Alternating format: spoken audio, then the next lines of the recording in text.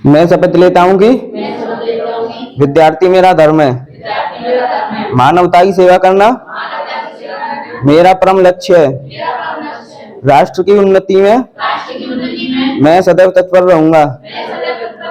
अपने कर्तव्य मार्ग पर आगे बढ़ते हुए एक स्वच्छ, सुंदर तथा भ्रष्टाचार मुक्त मैं भारत का निर्माण करूंगा। जय हिंद। हम लोग राष्ट्रपति पढ़ रहे थे। राष्ट्रपति में हम लोगों ने अनुच्छेद 52 से लेकर के और 62 तक देखा था, लेकिन राष्ट्रपति की चर्चा पूरे संविधान में यदा कदा जगह जगह होती रहेगी, इसलिए सिर्फ उतने ही अनुच्छेद से काम चलेगा नहीं। ठीक है, उसी में हम लोगों ने पढ़ा था अनुच्छेद 53 में क्या था? राष्ट्रपति की कार्यपालिका संबंधी शक्तियां। अनुच्छेद 53 में क्या था? राष्ट्रपति की कार्यपालिका संबंधी शक्तियां। लेकिन यहां पर आज हम राष्ट्रपति की जितनी शक्तियां हैं सब शक्तियों को एक ही क्लास में समेटने का प्रयास करेंगे, जिससे कि अब ये बार बार पढ़ा जाएगा। जब भी हम कभी आगे पढ़ेंगे, मतलब प्रधानमंत्री, मंत्रिमंडल सब पढ़ेंगे ना, तो वहां भी बार बार राष्ट्रपति का जो जिक्र आएगा। लेकिन यहाँ पर चूंकि हम राष्ट्रपति का अध्ययन कर रहे हैं, तो इसलिए इनकी शक्तियों को हम लोग एक साथ ही पढ़ लेंगे और बार बार बीच बीच में पूरा संविधान जब पढ़ेंगे तो जगह जगह रिवाइज होता रहेगा। ठीक है, तो राष्ट्रपति की शक्तियों, अब देखो देश का राजा है, राष्ट्रपति क्या होता है? राजा होता है। जिस तरीके से पहले राजतंत्र हुआ करता था, तो राजा होता था और राजा को सलाह देने के लिए एक मंत्रिपरिषद होती थी। मंत्रिपरिषद की सहायता से राजा अपना जो है पूरा राज्य का संचालन करता था। विभाग बटे होते थे तमाम प्रकार के अलग अलग। ठीक है, उस समय भी सैन्य विभाग होता था, उसका भाई सेनापति, प्रमुख सेनापति राजा ही होता था सैन्य टुकड़ी का। यहाँ भी हमारे देश के जो प्रधान सेनापति है कौन है? राष्ट्रपति ही होता है। सब कुछ वही है, बस खाली यहाँ पर जो है दिखाने के लिए, वही ना, हाथी के दांत दिखाने के और खाने के अलग होते हैं, तो ये हाथी के दांत है। राष्ट्रपति जी क्या है? हाथी के दांत है। हाथी के दांत की बात सिर्फ दिखाने के लिए पावर्स है। तो आज हम लोग पावर्स की पढ़ेंगे, राष्ट्रपति की पावर्स जो है, शक्तियां क्या है। तो इन शक्तियों को 6-7 भागों में बांट सकते हैं। कार्यपालिका संबंधी शक्ति, विधायी शक्ति, न्यायिक शक्ति, और जो है वित्तीय शक्ति, राजनयिक शक्ति, सैन्य शक्ति और आपातकालीन शक्ति। तो ये इतने पावर्स है इनके पास। अब जो कार्यपालिका से संबंधित शक्ति है, तो जो अनुच्छेद 53 में इसका जिक्र हुआ है, किसमें? आर्टिकल 53 में। इसमें कहा गया है कि राष्ट्रपति जो कार्यपालिका की शक्तियां होंगी वो किसमें निहित होंगी? राष्ट्रपति में निहित होंगी। यानी और कार्यपालिका का काम क्या है? जो विधि बनाया गया है, विधि किसने बनाया है?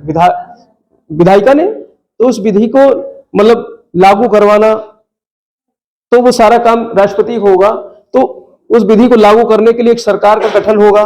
ठीक है, तो पूरी प्रक्रिया जो है, यानी पूरी शक्ति किसमें होगी? राष्ट्रपति में होगी।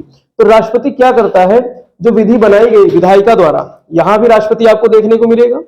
जब तक उसके सिग्नेचर नहीं होंगे तब तक कोई विधि कानून नहीं बन पाएगा। मतलब कोई विधायन जो है, कोई विधेयक कानून नहीं बन पाएगा। विधेयक और कानून में इतना ही अंतर है कि विधेयक जब तक उस पर राष्ट्रपति का सिग्नेचर नहीं होता तब तक वो क्या कहलाता है? विधेयक कहलाता है। और जैसे ही राष्ट्रपति का सिग्नेचर हो गया, उसी दिन से वो क्या बन गया? कानून बन गया या विधि बन गया। ये अंतर रहता है, सिर्फ इतना। तो अब ये बन गया, तो जो कानून बन गया, अब उसको लागू करवाना है, उसको राज्य में क्या करना है? संचालित करना है। तो संचालित करने के लिए एक सरकार होनी चाहिए। संचालित करने के लिए क्या होनी चाहिए? सरकार होनी चाहिए। तो सरकार का जो प्रमुख होगा वो कौन होगा? राष्ट्रपति होगा। यानी राजा है वो सरकार का प्रमुख होगा। तो अब प्रमुख है भाई, तो राजा तो अपने सिंहासन में बैठेगा और पूरा संचालन करने के लिए उसके पास क्या होगा? एक मंत्रिमंडल होगा। राजा के पास क्या होगा? मंत्रिमंडल होगा। तो राजा सबसे पहले क्या गठित करेगा? मंत्रिमंडल का गठित करेगा। सबसे पहले मंत्रिमंडल। और मंत्रिमंडल में भी जो सबसे पावरफुल मंत्रिमंडल के जो सदस्य होते हैं वो होते हैं मंत्रिपरिषद। कौन होते हैं? मंत्रिपरिषद। आपने जगह जगह आएगा इसका जिक्र। तो राष्ट्रपति जो है मंत्रिपरिषद की सलाह से कोई भी कार्य करता है।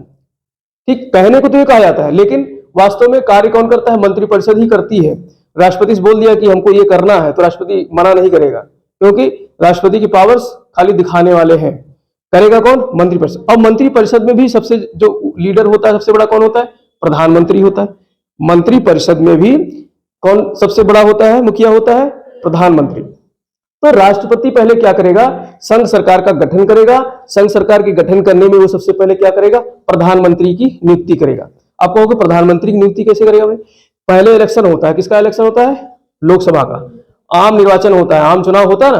तो निर्वाचन के बाद जो बहुमत दल का नेता होता है उसी को राष्ट्रपति बुलाता है, कहता है आओ तुम में से कोई एक व्यक्ति अपना नाम भेजो जो है, जिसको हम क्या बनाए, प्रधानमंत्री बनाए। तो बहुमत दल के नेता के बीच में से एक नाम जाता है राष्ट्रपति के पास, और राष्ट्रपति फिर क्या करता है, उसमें से एक उसी व्यक्ति को जो है प्रधानमंत्री बनाता है। अब प्रधानमंत्री बन गया, क्योंकि वो प्रधान है, कैबिनेट का क्या है, वो प्रधान है। तो प्रधानमंत्री की सहायता से, उसके सहयोग से अन्य मंत्रियों की क्या करता है, नियुक्ति करता है। कौन करता है? राष्ट्रपति। तो राष्ट्रपति ही प्रधानमंत्री की सलाह, या यूं कहो प्रधानमंत्री ने एक लिस्ट दे दिया, कहा बाबू ये पकड़ो लिस्ट, इसी में से सबको क्या बना दो, मंत्री बना दो। फलाना मंत्री, परिवहन मंत्री इनको बना दो, उनको बना दो, स्वास्थ्य मंत्री इनको बना दो, शिक्षा मंत्री, सबका जो है लिस्ट तो पहले ही बनाया है किसने, प्रधानमंत्री ने, और लिस्ट थमा दिया किसको, राष्ट्रपति। तो कहने को अब ये कहा जाए कि मंत्रिमंडल का गठन किसने किया, राष्ट्रपति ने। तो राष्ट्रपति किसकी सलाह पर, प्रधानमंत्री की सलाह पर मंत्रिमंडल का क्या करता है, गठन करता है। अब मंत्रिमंडल में 3 प्रकार के मंत्री होते हैं।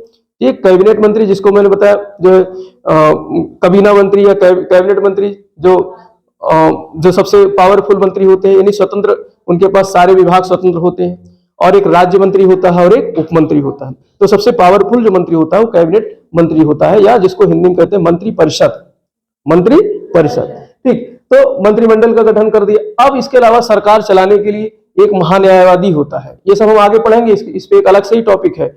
हमने बताया था ना कार्यपालिका में क्या क्या हमको पढ़ना है। अभी तो हम राष्ट्रपति ही पढ़ रहे हैं, ये तो कार्यपालिका की शक्तियां पढ़ रहे हैं। उसमें हमने पीएम पढ़ेंगे, प्रधानमंत्री, राष्ट्रपति के बाद पीएम पढ़ेंगे, ठीक है, प्रधानमंत्री, उप प्रधानमंत्री पढ़ेंगे, उसमें महान्यायवादी पढ़ेंगे, ये सब हम पढ़ेंगे कार्यपालिका वाले चैप्टर में। तो यहाँ पर करता है नियुक्ति किसकी, महान्यायवादी। तो सरकार का एक हिस्सा महान्यायवादी। महान्यायवादी मतलब सरकार को न्यायिक सलाह देने वाला, सरकार को न्यायिक सलाह देने वाला एक जो है पद होगा जो महान्यायवादी कहलाएगा। ठीक, डिटेल में आगे पढ़ेंगे। और सीएजी की नियुक्ति करता है, कंट्रोलर एडिटर जनरल की, जो हम आगे पढ़ेंगे अनुच्छेद 148 से लेकर के 151 तक हमने बताया था। तो ये इनकी सबकी क्या करता है, नियुक्ति करता है, ये गठन करता है। तो सरकार का हो जाता है, संघीय सरकार का क्या हो जाता है, गठन। तो गठन कौन करता है, राष्ट्रपति।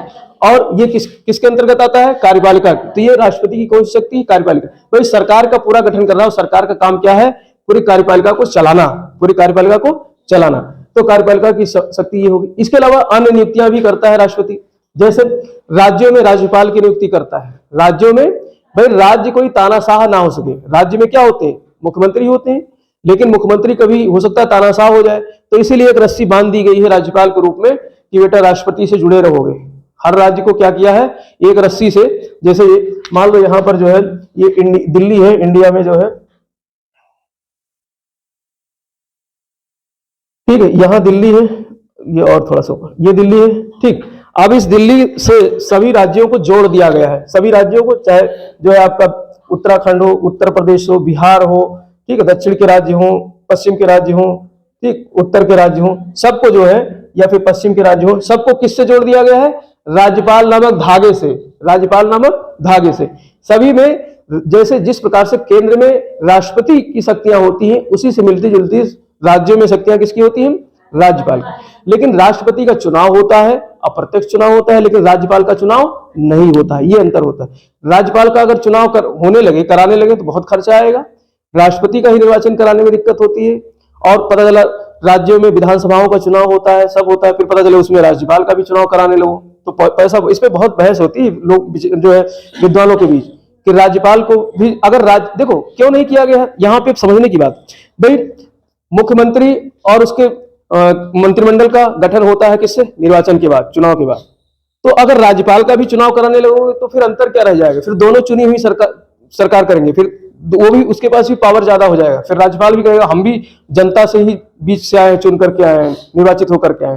तो अब दोनों मान लो विचारधाराओं में अलग हो गए, दोनों की विचारधारा, तो टकराहट होगी। जैसे दिल्ली में देखा होगा, दिल्ली में अरविंद केजरीवाल और जो है वहां के जो एनजी होते हैं, जो मतलब वहां के जो उपराज्यपाल होते हैं, लेफ्टिनेंट जनरल उसको बोलते हैं, एनजी बोलते हैं, तो उनके बीच में क्या होता है, आपस में टकराहट होती रहती है, दोनों में लड़ाई होती रहती है, क्योंकि एनजी किसका है? केंद्र का है, केंद्र नियुक्त करता है और वहां जो दूसरे पार्टी की सरकार है, तो दोनों की विचारधाराओं में हमेशा टकराहट रहती है। तो ऐसे ही अन्य राज्यों में राज्यपाल होते हैं और राज्यपाल की नियुक्ति कौन करता है? राष्ट्रपति करता है। और यूनियन टेरिटरीज की अगर बात करें, संघ शासित प्रदेशों की, तो इसमें जो है, इसमें भी राज्यपाल की नियुक्ति किया जाता है, या उपराज्यपाल होंगे या फिर प्रशासक होंगे, और सीएम भी होते हैं। तीन केंद्र शासित प्रदेशों में कौन है? मुख्यमंत्री है। 3 केंद्र शासित प्रदेश जिसके पास क्या है? विधानसभाएं हैं। कौन कौन सी? दिल्ली, पांडिचेरी और जम्मू कश्मीर। तो इन तीनों में क्या होंगे? मुख्यमंत्री होंगे। तो इन मुख्यमंत्रियों की भी नियुक्ति कौन करता है? राष्ट्रपति करता है। अब तो कहोगे कि इनका चुनाव होता है, चुनाव होता है, लेकिन जिस तरीके से प्रधानमंत्री की नियुक्ति करने के लिए बहुमत दल के नेता को बुलाया जाता है कि तुम आकर के अपने में से किसी एक व्यक्ति को नाम दो, हम प्रधानमंत्री बनाए, ऐसे ही जब इन विधानसभाओं में, केंद्र शासित प्रदेशों की 3 विधानसभाएं जो है, दिल्ली, पांडिचेरी और जम्मू कश्मीर, इनमें जब चुनाव होता है इनकी विधानसभाओं में, तो जो बहुमत दल का नेता होता है उसको भेजा जाता है राष्ट्रपति के पास, और वो वहां के मुख्यमंत्री की क्या करता है? नियुक्ति करता है। क्योंकि वो केंद्र शासित प्रदेश है, वो अलग नहीं है, वो क्या है? केंद्र शासित। भाई मजबूरी में उस प्रदेश को केंद्र शासित बनाया गया है, क्योंकि वो दूर थे, हो सकता है सुदूर हो, दूर हो, केंद्र से दूर हो, या फिर छोटे टुकड़े हों, या आइसोलेटेड हो, जैसे अलग हो। जैसे अंडमान निकोबार द्वीप है, ये क्या है? सागर में है। लक्षद्वीप क्या है? सागर में। अब इनको एक राज्य बना देते तो हो सकता था ये कहते हम बर्मा में चले जाएंगे, ये कहते हम जो है मॉरिशस में चले जाएंगे, अगर राज्य हो जाते। लेकिन डोर से बंधे हुए हैं केंद्र से, तो अलग नहीं हो सकते, इसलिए इनको केंद्र शासित प्रदेश कहा गया। या छोटे टुकड़े हो सकते हैं, जैसे दमन दीव हो गए, छोटे छोटे टुकड़े हैं देश, राज्य के अंदर छोटे छोटे, तो इनको राज्य नहीं बनाया जा सकता था, इसलिए इनको क्या बनाया गया? केंद्र शासित प्रदेश। तो इन पर प्रशासन कौन चलाएगा? केंद्र चलाएगा। तो केंद्र, अब राष्ट्रपति स्वयं तो प्रशासन चलाने के लिए आएगा नहीं, तो राष्ट्रपति एक प्रशासक नियुक्त करता है या उपराज्यपाल नियुक्त करता है, ठीक, और वही चलाते हैं क्या? वहां का प्रशासन। अगर विधानसभा है तो वहां उपराज्यपाल होगा और साथ में सीएम होगा, वहां का मुख्यमंत्री होगा जो निर्वाचित होगा, ठीक, जैसे दिल्ली, पांडिचेरी और जम्मू कश्मीर, ये समझ गए।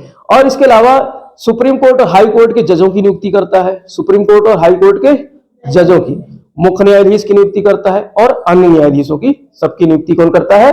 राष्ट्रपति ही करता है, ठीक। तो ये जो है नियुक्तियां हो गई। और इसके अलावा कुछ आयोग हैं, इन आयोग के अध्यक्ष और अन्य सदस्यों की भी नियुक्ति करता है, जैसे UPSC, union public service commission, संघ लोक सेवा आयोग। तो संघ लोक सेवा जिससे लोग आईएएस बनते हैं, आईपीएस बनते हैं, ठीक है, आईएफएस बनते हैं, तो उनमें जो अध्यक्ष होते हैं, उनके जो सदस्य होते हैं, उनकी नियुक्ति कौन करता है? राष्ट्रपति करता है, यूपीएससी। और इसके अलावा राष्ट्रीय मानवाधिकार आयोग, राष्ट्रीय मानवाधिकार आयोग है, इसके अध्यक्ष, इसके सदस्यों की नियुक्ति भी कौन करता है? राष्ट्रपति करता है। राष्ट्रीय महिला आयोग है, राष्ट्रीय महिला आयोग है, तो इसके अध्यक्ष और इसके सदस्यों की नियुक्ति कौन करता है?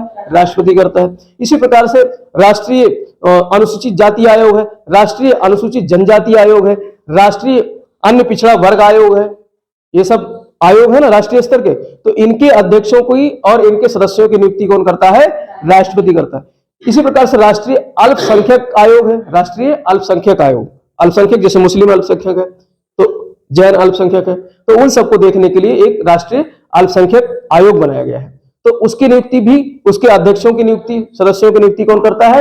राष्ट्रपति ही करता है, ठीक। और इसके अलावा जो है कुछ चीजों का गठन करता है, जैसे अंतरराज्यीय परिषद का गठन करता है।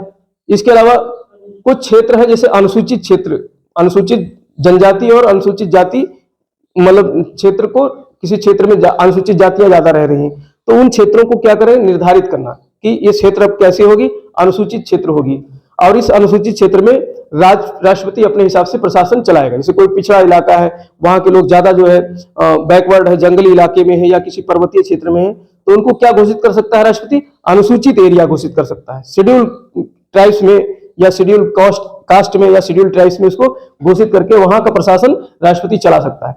तो इस तरीके से ये सब क्या हो गए? कार्यपालिका संबंधी शक्तियां। और ये शक्तियां किसमें है? अनुच्छेद 53 में है। अनुच्छेद 53 कुछ समझ में आया? ठीक। तो ये कार्यपाल, ये सब, ये बारी बारी से जो है खंड खंड हम लोग आगे पढ़ेंगे इनको जो है। तो ये यहाँ पर ये राष्ट्रपति। अब विधायी शक्ति, विधायी शक्ति क्या है? विधायी का मतलब क्या होता है? विधि बनाना। विधायी का मतलब क्या होता है? विधि बनाना। और विधि बनाने का कार्य किसके पास होता है? विधायिका के पास। लेजिस्लेचर के पास में। कार्यपालिका के पास क्या कार्य होता है? विधि को लागू करवाना, और विधि को बनाने का कार्य किसके पास होता है? विधायिका के पास में। तो विधायिका में भी राष्ट्रपति बैठा हुआ है, विधायिका में भी कौन बैठा हुआ है? राष्ट्रपति बैठा हुआ है। तो यहाँ पे सबसे पहले हम लोग इसको जगह सीक्वेंस से शुरू करते हैं। लोकसभा का क्या हुआ? चुनाव हुआ। लोकसभा का चुनाव हुआ। लोकसभा के चुनाव के बाद भाई 2 सदन है। कितने सदन है? 2 सदन है। और तीसरा जो है विधायिका का तीसरा महत्वपूर्ण अंग कौन है? राष्ट्रपति है। राज्यसभा, लोकसभा और राष्ट्रपति, इन तीनों से मिलकर के क्या बनता है? विधायिका। इन तीनों से मिलकर के क्या बनता है? विधायिका। सदन मैंने बताए थे 2 है, राज्यसभा और लोकसभा। और अंग कितने हैं विधायिका के? 3, राज्यसभा, लोकसभा और राष्ट्रपति। तो राष्ट्रपति इसका अभिन्न अंग है। इसका विधायिका का राष्ट्रपति क्या है? अभिन्न अंग है। तो इसको अलग नहीं किया जा सकता है। तीनों के मिल करके ही, तीनों मिल करके ही क्या बनाते हैं? कानून बनाते हैं। ठीक। अब कानून बनाने के लिए क्या होगा? चुनाव होगा। लोकसभा का चुनाव होता है। राज्यसभा जो है विघटित नहीं होती है। राज्यसभा का उसके मेंबर्स 6 वर्ष के लिए जाते हैं राज्यसभा का, और लोकसभा के मेंबर्स 5 वर्ष के लिए जाते हैं। ठीक। तो लोकसभा का जब चुनाव हो गया, चुनाव के बाद में राज्यसभा के सदस्य और लोकसभा की जो नई लोकसभा का गठन हुआ, उसका संयुक्त अधिवेशन होता है। अर्थात दोनों के मेंबर्स, दोनों के एमपी, मेंबर्स ऑफ पार्लियामेंट, इकट्ठे बैठते हैं और उनको संबोधित कौन करता है? राष्ट्रपति। तो पहले शुरुआत कौन करता है संबोधन से? राष्ट्रपति से। यानी जैसे ही लोकसभा का चुनाव हो गया, उसके बाद में लोगों का परिचय कराने के लिए कि भैया ये फलाने जो है लोकसभा से आए हैं, ये धमाके लोकसभा से आए हैं, तो सबको आपस में बिठाते हैं। दोनों सदनों के संयुक्त अधिवेशन होते हैं, उसको क्या बोलते हैं? संयुक्त अधिवेशन। तो संयुक्त अधिवेशन में संबोधन किसका होता है? राष्ट्रपति महोदय का होता है। फिर राजा का होगा ना, पहले राजा ही तो लेक्चर देगा, तो राजा का संबोधन होता है, राष्ट्रपति का संबोधन होता है। अब संबोधन हो गया तो उसके अधिवेशन भी होते हैं। भाई कानून बनाना है, बहस करना है, देश के बारे में चिंता होती है, देश के बारे में, तो इनके क्या होते हैं? अधिवेशन होते हैं। इनके क्या होते हैं? संसद के क्या होते हैं? अधिवेशन। अब संसद का अधिवेशन हर हाल में जो है साल में 2 बार होना चाहिए, कम से कम 2 बार होना चाहिए। 6 माह से अधिक जो है नहीं हो सकता है कि 6 माह से अधिक हो गया और संसद का अधिवेशन ही नहीं हुआ। तो संसद के अधिवेशन को बुलाना किसका कार्य है? राष्ट्रपति का। संसद के अधिवेशन को बुलाना। अब जब संसद के अधिवेशन को बुलाओगे तो फिर सत्र खत्म भी होगा कि नहीं होगा? सत्र मतलब जैसे ये सेशन चल रहा है तुम्हारा, मान लो कोई बच्चा किसी क्लास में पढ़ रहा हो तो कहते हैं सत्र चल रहा है। ये कौन से सत्र में है? 2022-23 का सत्र है। तो ऐसे सत्र मतलब सेशन मतलब जो है पीरियड एक होता है, टाइम पीरियड। जैसे मान लो विधि बनाने के लिए, कानून बनाने के लिए जो है सत्रों का आयोजन होता है। अभी बजट सत्र चल रहा है। अभी कौन सा सत्र चल रहा है? बजट सत्र। इसी प्रकार से मानसून के समय मानसून सत्र चलता है। ठीक है। इसी ठंडी में शीतकालीन सत्र चलता है। तो ये सत्र चलते हैं। इन सत्रों में क्या होते हैं? दोनों सदनों की बैठक होती है। ठीक, अलग अलग। जब जरूरत पड़ती है तो संयुक्त बैठक भी होती है। ठीक। तो सत्रों की जब बैठक चलती है तो उसमें जो है एक निश्चित समय होता है, इतने टाइम तक चलना है, और उसमें जो है कानून बनाए जाएंगे दोनों सदनों से। सब आगे डिटेल में पढ़ेंगे कानून कैसे बनते हैं, यहाँ बस इतना जानते रहो कि सत्र आहूत होते हैं। तो सत्रों को आहूत कौन कराता है? राष्ट्रपति। और जब सत्र आहूत करता है राष्ट्रपति ही, तो सत्र का विघटन, सत्र का मतलब सत्रावसान, सत्र को समाप्त करना। सत्र को क्या करना? समाप्त करना। तो सत्र को समाप्त भी कौन करेगा? राष्ट्रपति। अब सत्र समाप्त हो गया, लेकिन बीच में कार्यकाल भी पूरा हो गया। 5 वर्ष का अगर लोकसभा का कार्यकाल पूरा हो गया तो कार्यकाल का क्या हो जाएगा? लोकसभा का क्या हो जाएगा? विघटन। लोकसभा का क्या हो जाएगा? विघटन। विघटन मतलब समाप्त कर देना। इसमें अंतर, सत्रावसान और विघटन में थोड़ा सा अंतर है। सत्रावसान का मतलब यहाँ पर जो है लोकसभा का विघटन नहीं हुआ। लोकसभा अर्थात संसद का जो है खात्मा नहीं हुआ। संसद तो है ही है, लेकिन जो अभी बैठक चल रही थी उस सभा का विसर्जन हो गया। सभा का क्या हो गया? विसर्जन हो गया। लेकिन जब सभा पूरी तरीके से खत्म हो जाए तो उसको कहते हैं विघटन। उसको क्या कहते हैं? विघटन। और वो विघटन कब होगा? या तो लोकसभा का कार्यकाल पूरा हो गया हो, नए तरीके से क्या हो? निर्वाचन होने वाला हो, तो फिर राष्ट्रपति क्या कर देगा? प्रधानमंत्री की सलाह पर, सब जगह प्रधानमंत्री की सलाह होगी, मंत्रिपरिषद की सलाह होगी। ठीक है। सलाह किससे लेगा? प्रधानमंत्री की अध्यक्षता में मंत्रिपरिषद से। अब मंत्रिपरिषद सभी लोग मिलकर के सलाह देते हैं। जैसे अभी प्रधानमंत्री जो है मोदी जी हैं, और उनके मंत्रिपरिषद में जो शक्तिशाली जो है मेंबर्स हैं, जैसे कि आपका अमित शाह हो गए, राजनाथ सिंह हो गए, ये सब मंत्रिपरिषद के सदस्य हैं जो बैठ करके क्या करते हैं? किसी पे डिसीजन लेते हैं, किसी जो है नियम कानून पे। तो उनकी सहायता से जो है उनकी सलाह पर, प्रधानमंत्री की सलाह पर लोकसभा का क्या किया जाएगा, विघटन किया जाएगा और दोबारा फिर से चुनाव के लिए चुनाव आयोग को सूचना भेज दी जाएगी कि चुनाव कराना है। तो इस तरीके से विघटन हो जाएगा किसका, लोकसभा का, संसद का विघटन, संसद में भी लोकसभा का। राज्यसभा का विघटन कभी नहीं होता है, राज्यसभा का विघटन कभी नहीं होता है क्योंकि वो स्थायी सदन है। राज्यसभा क्या है, स्थायी सदन है, तो उसका विघटन नहीं होता। लोकसभा का 5 वर्ष पर विघटन हो जाता है। ठीक, तो या तो बीच में ही मान लो किसी कारणवश सरकार गिर गई हो, दोबारा चुनाव कराना है, तो फिर लोकसभा का क्या किया जाएगा, विघटन किया जाएगा। तो राष्ट्रपति की सलाह पर लोकसभा का विघटन करना, ठीक है। और इसके अलावा भी कानून बनाता है, कानून बनाने में राष्ट्रपति का अहम योगदान होता है। भाई किसी भी सदन में विधेयक प्रस्तुत किया जाएगा, किसी भी सदन में विधेयक क्या होता है, जिस पे कानून बनाना है उससे संबंधित लिखी हुई बातें। जैसे मान लो सड़क निर्माण पे कुछ कानून बनाना है, कोई परिवर्तन करना है। जैसे अभी तक क्या है कि गड्ढा रहता है, हम लोग टैक्स भी देते हैं, तमाम टैक्स, भाई एक गाड़ी खरीदे उस पर टैक्स दिए, रोड पे चल रही उस पर भी टैक्स दिए, टोल टैक्स अलग से देते हैं, जीएसटी अलग से देते हैं, सब चीज देते आते हैं। उसके बावजूद भी गड्ढा आया रास्ते में और धड़ाक से आदमी मर जाता है। तो हो सकता है कोई ऐसी सरकार आ जाए जो ऐसा कानून बना दे कि सड़क बनाने वाले पूरी तरीके से जिम्मेदार होंगे। अगर एक भी गड्ढा आया और उस गड्ढे से किसी का एक्सीडेंट में मृत्यु हुई तो पूरी भरपाई, और हो सकता है उसी को गड्ढे में ढकेल दिया जाएगा। तो ऐसा कोई कानून जो है एक कागज पे लिख लिया गया और उसको ले जाकर के किसी सदन में क्या किया गया, पेश किया गया, फिर वहां पढ़ करके सुनाया गया परिवहन मंत्री द्वारा, या जो पेश कर रहा है कोई भी व्यक्ति जो विधेयक पेश करेगा, विधायन मतलब विधेयक, वो पढ़ के सुनाएगा कि देखो ये पॉइंट में लिख के लाया हूं। तो सब कहेंगे कि हाँ हाँ हमारी सहमत है, तो वहां से वो पास हो जाएगा, फिर दूसरे सदन में जाएगा, वहां से भी पास हो जाएगा, तो फिर उस कागज को कहां भेजा जाएगा, राष्ट्रपति के पास, और राष्ट्रपति उस पर अंतिम रूप से क्या करेगा, साइन करेगा। हो सकता है साइन करे या ना करे, दो बात हो सकती है उसके पास उस नियम को लेकर के। हो सकता है राष्ट्रपति सोचे कि जो है अरे तो बेकार का कानून है, तो कहेगा हम साइन नहीं करेंगे। तो उसके पास मतलब एक पावर होता है जिसको बोलते हैं वीटो पावर। वीटो का मतलब होता है मना करना, वीटो का मतलब क्या होता है, मना करना। तो हो सकता है उसके पास मतलब साइन ना करे, तो ऐसी स्थिति में वो अपने 3 प्रकार के वीटो पावर्स का इस्तेमाल करेगा। 3 प्रकार के वीटो पावर्स उसको मिलते हैं। एक तो पूरी तरीके से मना कर देना, जिसको आत्यांतिक वीटो कहते हैं, जिसको क्या बोलते हैं, आत्यांतिक वीटो पावर। ठीक, हस्ताक्षर कर दिया तो कानून बन गया, हस्ताक्षर कर दिया तो क्या बन गया, कानून। अगर हस्ताक्षर नहीं किया तो वो वीटो का प्रयोग करेगा।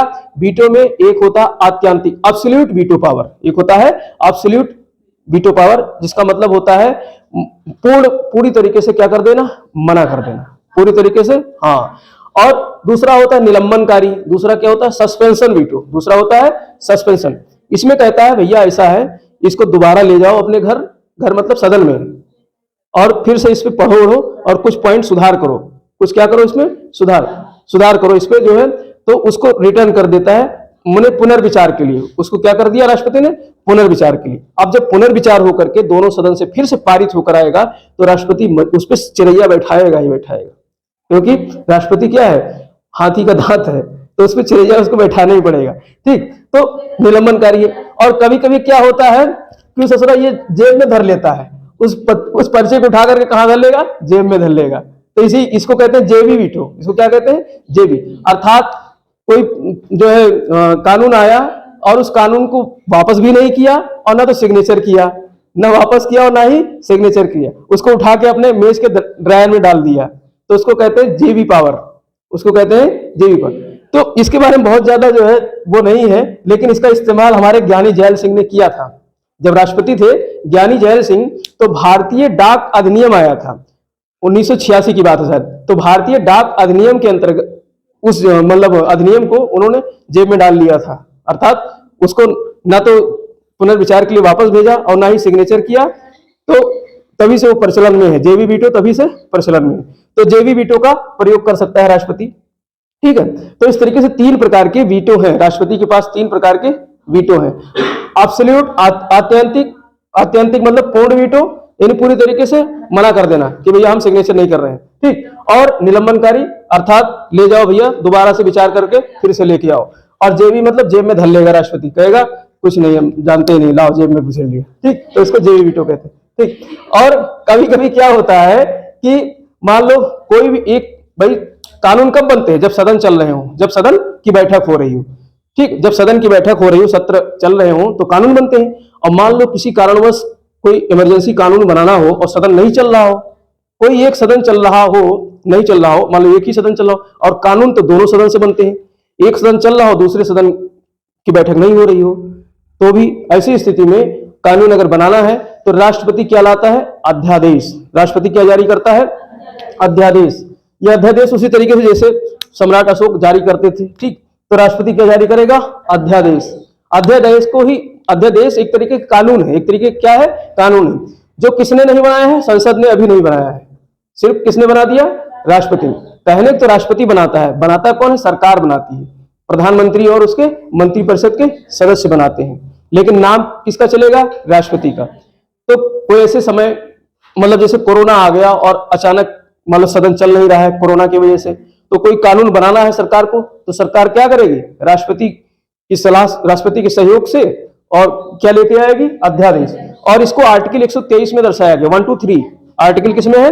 1 2 3। यहां से प्रश्न काफी पूछा जाता है कि अध्यादेश राष्ट्रपति किस आर्टिकल के तहत लेकर आता है? तो अनुच्छेद 123 के तहत। अब अध्यादेश जब आ गया, अध्यादेश आ गया, तो ये जब भी सदन की बैठक होगी, सदन, वो तो इमरजेंसी में लाया गया अध्यादेश, लेकिन अध्यादेश का कानून मतलब कुछ समय तक तो लागू रहेगा, कानून पूरी उसी तरीके से लागू रहेगा जैसे विधि बनकर आया विधायन से। लेकिन अगर सत्र की बैठक हुई तो 6 माह के अंदर ही उस अध्यादेश को सदन से पास करवाना पड़ेगा। अगर नहीं पास करवाया, सदन की बैठक हो रही है, तो अध्यादेश अपने आप ही खत्म हो जाएगा, समाप्त हो जाएगा। तो अध्यादेश समाप्त ना हो इसलिए सरकार क्या करती है? उसको सदन से पास करवाती है, सदन से उसे पास करवाती है। तो अध्यादेश ये हो गया। इसके अलावा राष्ट्रपति के पास जो है लोकसभा और राज्यसभा में सदस्य मनोनयन करने का भी अधिकार है, ठीक, ये भी क्या करेंगे? कानून बनाएंगे। इसीलिए ये किसमें आते हैं? विधायी शक्ति में। ये किसमें आती है? इसके विधायी। जैसे लोकसभा में 2 एंग्लो इंडियंस का मनोनयन करता है, 2 एंग्लो इंडियंस, ठीक, एंग्लो इंडियन बताया था क्या होते हैं, ठीक, तो 2 एंग्लो इंडियंस का मनोनयन करते हैं। मनोनयन मतलब नाम दे दिया कि भैया तुम आज से क्या बन गए? सांसद बन गए। लेकिन इसे अभी खत्म कर दिया गया है, इस रिजर्वेशन को क्या कर दिया गया है? खत्म कर दिया गया। अब एंग्लो इंडियन बचे ही नहीं, सब उनके, अब भाई तीसरी चौथी पीढ़ी आ गई अंग्रेजों के जाने के बाद में, तो अब यहीं के तो रह गए हैं वो, तो कौन से कैसे एंग्लो इंडियंस? पहले तो छोड़ के चले गए, पुर्तगाली छोड़ के चले गए, हो सकता है उसका बच्चा यहाँ रह गया हो, अब सब यहीं की पैदावार, सब सारी नस्ल यहीं की पैदावार हो गए, तो कैसे एंग्लो इंडियंस? तो इस बार जो है इसको क्या कर दिया गया? खत्म कर दिया गया, एंग्लो इंडियन के रिजर्वेशन को खत्म कर दिया। लेकिन राज्यसभा में 12 सदस्यों का क्या करता है? राष्ट्रपति मनोनयन करता है।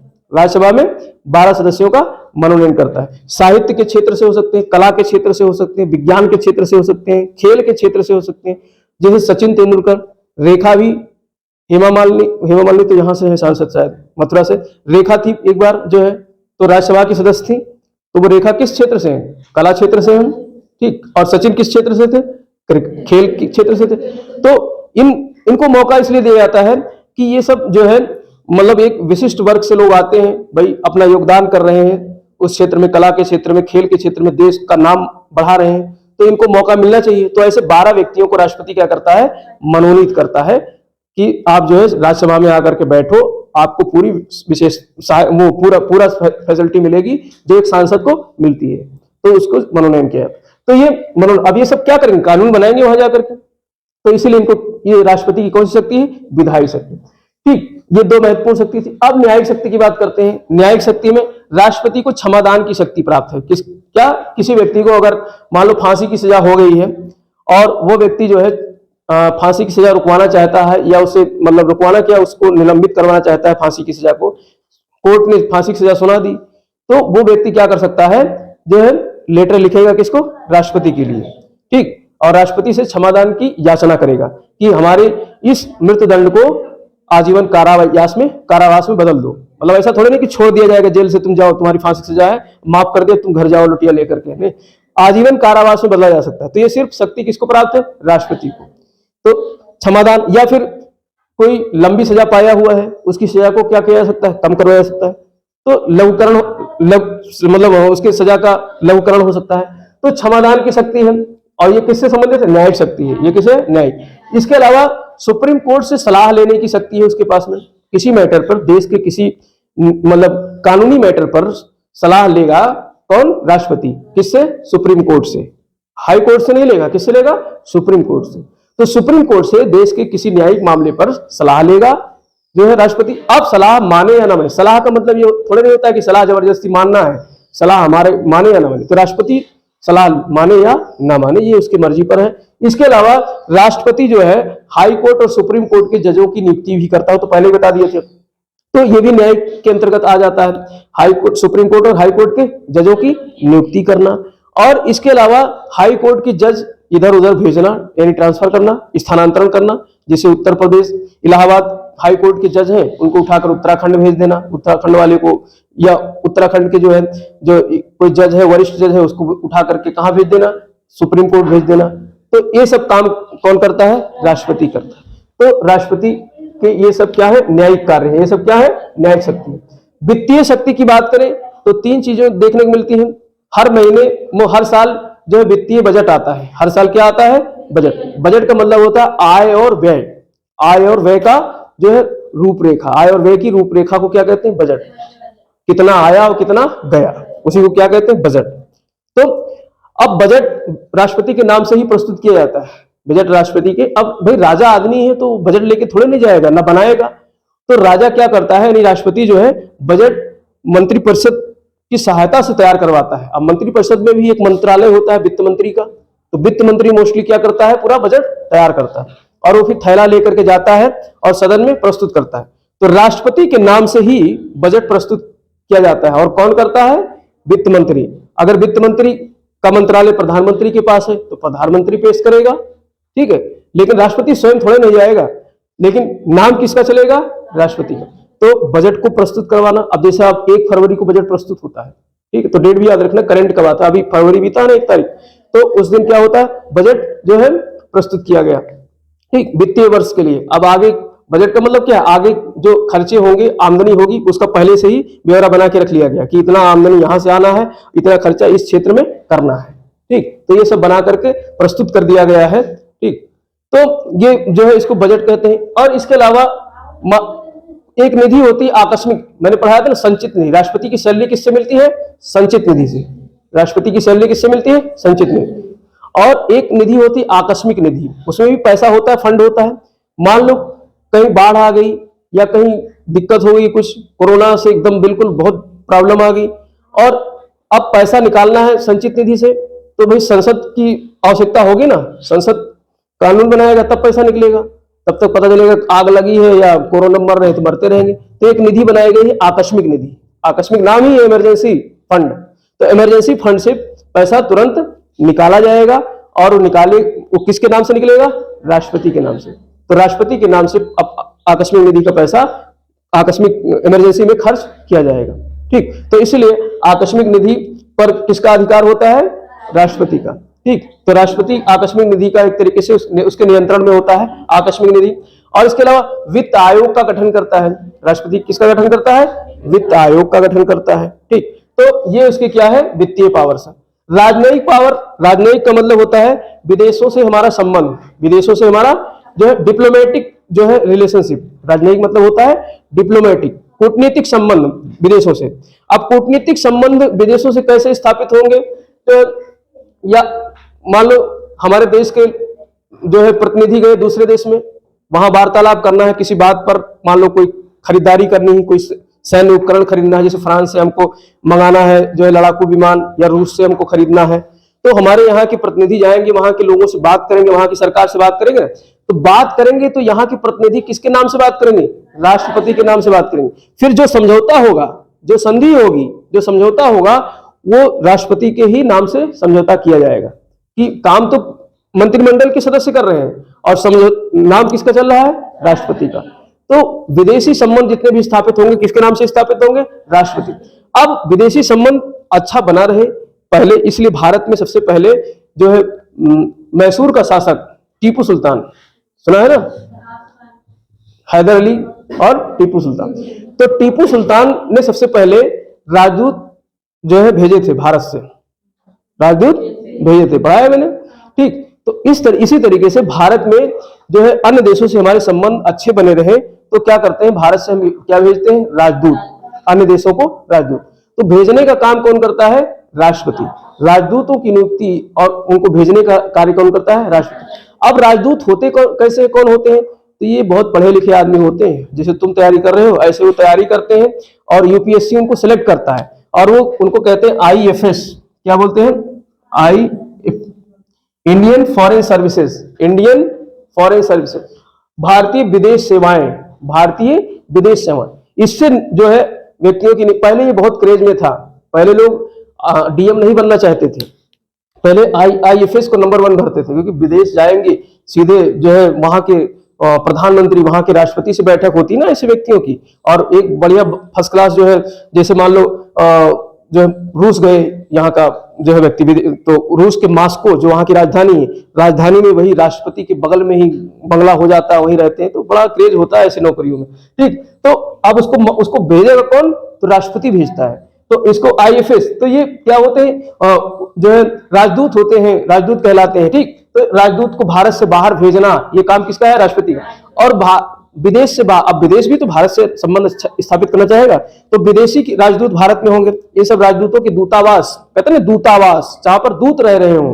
पहले राजाओं के समय में दूत होते थे ना, जाते थे मैसेंजर, जिसको मैसेज छोड़ने राजा का, तो ऐसे ही मैसेंजर्स अब भी आते हैं।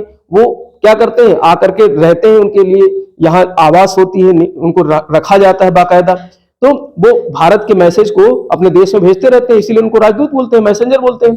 तो ऐसे ही मैसेंजर्स भारत में आए विदेश से, तो उनका स्वागत करेंगे, उनका पत्र देखेंगे, उनकी नियुक्ति पत्र चेक करेगा कौन? राष्ट्रपति। अब राष्ट्रपति के नाम से होगा, राष्ट्रपति थोड़े नहीं जाकर के कहेगा लाओ दिखाओ तुम्हारा नियुक्ति पत्र देखें, वो थोड़े नहीं देखेगा, वो तो उसका एक सिस्टम है, वो सब देखेंगे, लेकिन नाम किसका चलेगा? राष्ट्रपति का। तो राष्ट्रपति और फिर उनका स्वागत करेगा, ऐसा थोड़े नहीं कि माला लेके पहना रहे हैं। स्वागत का मतलब आओ भाई ठीक है, तुम्हारे देश से हमारा संबंध अच्छा बना रहे, तो तुम्हारे लिए दिल्ली में जो है रायसीना हिल के बगल में कोठी बना दी है, बंगला बना दिया, इसी में रहो। ठीक है, तो उनसे हमारे मतलब राजनयिक संबंध बने रहे, तो उनका विदेश से आए हुए राजदूतों का स्वागत करता है, सम्मान करता है राष्ट्रपति, और भारत से बाहर राष्ट्रपति राजदूतों को भेजता है।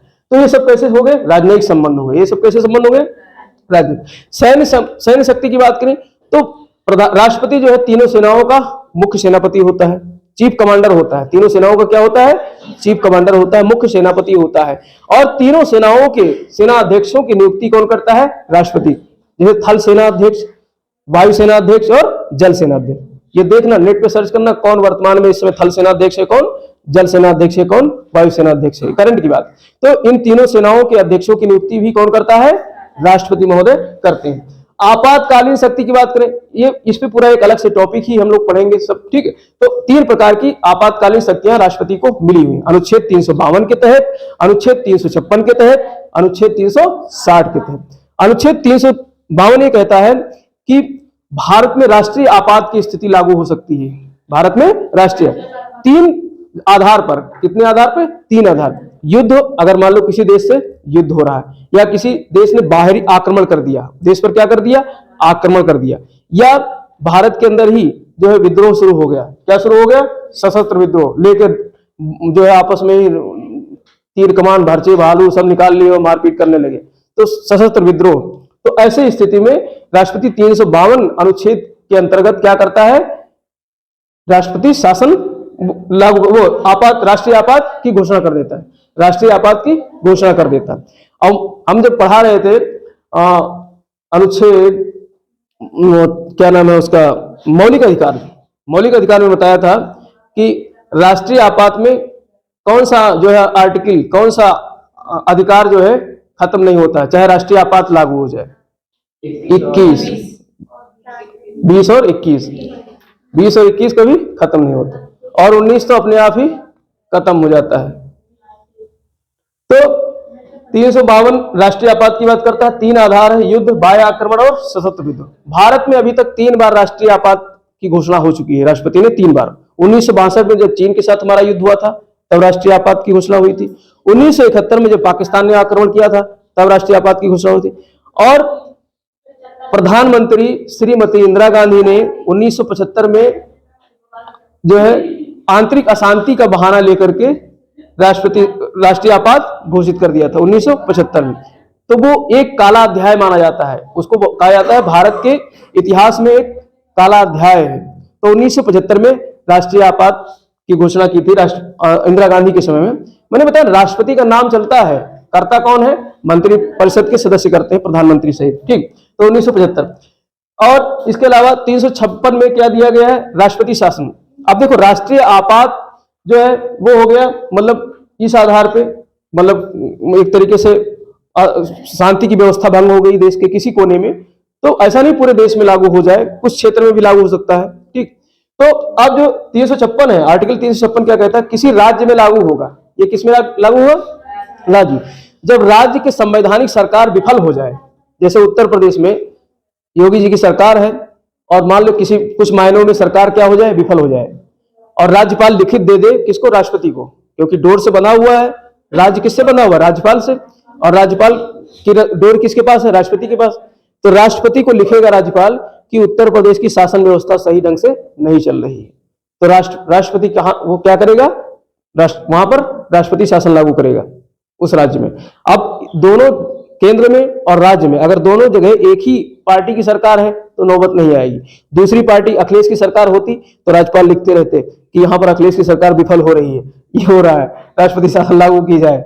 ठीक, तो जब सरकार एंटी हो, दोनों अलग अलग दल से होंगे तो ऐसी नौबत आती है ज्यादातर, और बिहार वगैरह में तो अक्सर ऐसी नौबत आती रहती है। तो 356 के तहत बहुत कई बार कई राज्यों में लागू हो चुकी है राष्ट्रपति शासन। ठीक, तो राष्ट्रपति शासन ये सब डिटेल में पढ़ेंगे हम लोग कैसे कैसे लागू होता है। ठीक, और अनुच्छेद 360 कहता है वित्तीय आपात। तो अभी तक कौन सा ऐसा आपात है जो लागू नहीं हुआ है? तो वित्तीय आपात। वित्तीय आपात का मतलब कोई ऐसी दिक्कत, अब कोरोना के समय ऐसा लग रहा था कि वित्तीय आपात लागू हो सकता है, लेकिन नहीं हुआ, लागू नहीं हुआ। वित्तीय आपात का मतलब जब देश ऐसे संकट में पहुंच जाए, आर्थिक रूप से बहुत ज्यादा दिक्कत आ जाए, तो उस समय क्या होता है कि वित्तीय आपात लागू कर दिया जाएगा और कहा जाएगा कि जो सैलरी ले रहे हैं उनको सैलरी काट के देंगे। ठीक है, तो इस तरीके से मतलब आर्थिक संकट जब आ जाएगा देश पे तो क्या लागू होगा?